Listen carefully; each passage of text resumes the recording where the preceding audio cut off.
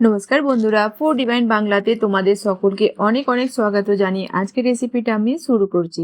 বন্ধুরা, আজকে আমি তোমাদের সাথে তেলাপিয়া মাছের একটা খুবই টেস্টি রেসিপি শেয়ার করব। এইভাবে তোমরা একবার হলেও বাড়িতে বানিয়ে দেখো, আশা করছি ভালো লাগবে। তো আজকের রেসিপির জন্য আমি এখানে নিয়েছি 500 গ্রাম তেলাপিয়া মাছ। মাছকে ভালোভাবে ধুয়ে নিয়েছিলাম। এবার দিয়ে দেব 1 চামচ লবণ, হাফ চামচ দেব এখানে হলুদ গুঁড়ো, হাফ চামচ দিলাম এখানে কাশ্মীরি রেড চিলি পাউডার, আর দেব এখানে 1 চামচ সর্ষের তেল। ভালো করে আমরা মশলাটা মাছের গায়ে লাগিয়ে নেব উল্টে পাল্টে।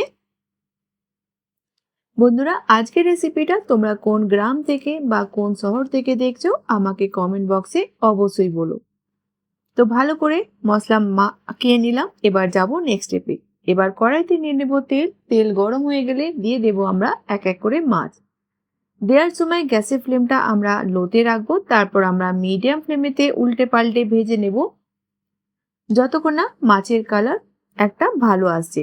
দুদিকেই আমাদের উল্টে পাল্টে ভেজে নিতে হবে মিডিয়াম ফ্লেমেতে। 2 মিনিট পর আমরা সব মাছগুলোকে উল্টে দেব। 4-5 মিনিটেই আমাদের মাছগুলো ভাজা হয়ে যাবে। অন্যদিকেও আমরা ভেজে নেব 1.5-2 মিনিটের জন্যে। দেখেই বুঝতে পারছো মাছগুলো আমাদের ভাজা হয়ে গেছে। এবার আমরা তুলে নেব আর বাকি মাছগুলোকেও আমরা এইভাবেই ভেজে নেব। মাছ ভাজা হয়ে গেলে দিয়ে দেব এই তেলেতেই 1 চামচ কালো জিরে, আর দেব এখানে একটা বড় সাইজের পেঁয়াজকে পাতলা স্লাইস করে কেটে। গ্যাসের ফ্লেমটা মিডিয়াম করে আমরা পেঁয়াজকে ভেজে নেব যতক্ষণ না পেঁয়াজের কালার চেঞ্জ হচ্ছে।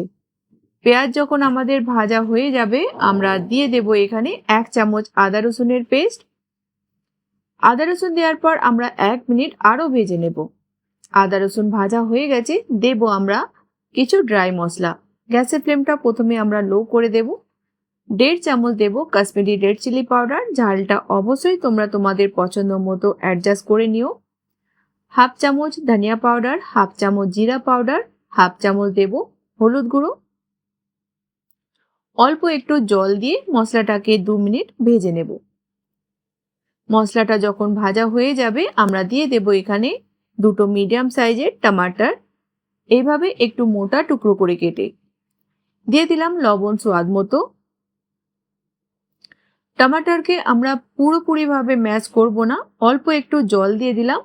আর টমাটার দেওয়ার পর আমরা 3-4 মিনিট হালকা একটু টমাটার সফট হয়ে যাওয়া পর্যন্ত মশলাটাকে আরও কষিয়ে নেব।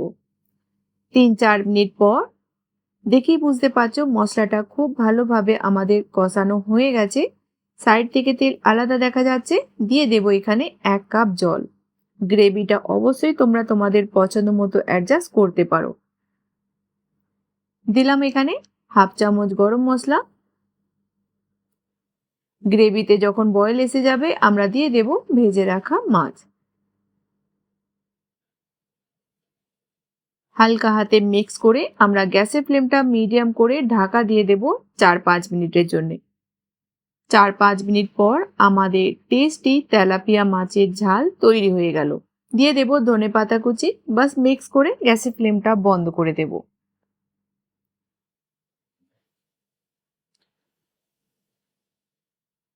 তোমরা অনেকভাবে তেলাপিয়া মাছ বানিয়ে খেয়েছো।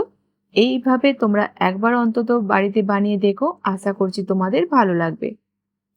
তো গ্যাসের ফ্লেমটা বন্ধ করে 2 মিনিটের জন্য ঢাকা দিয়ে দিলাম। 2 মিনিট পর আমরা সার্ভ করে নেব। আর দেখেই বুঝতে পারছো এটা খেতে কতটা টেস্টি হবে। তো বন্ধুরা, রেসিপিটা বাড়িতে বানাও, খাও, তারপরে বলো তোমাদের কেমন লাগলো। ভালো লাগলে অবশ্যই বন্ধুদের সাথে রেসিপিটা বেশি বেশি করে শেয়ার করো। তো নতুন কোনো রেসিপির সঙ্গে আবার দেখা হবে। ততক্ষণ ভালো থেকো, সুস্থ থেকো।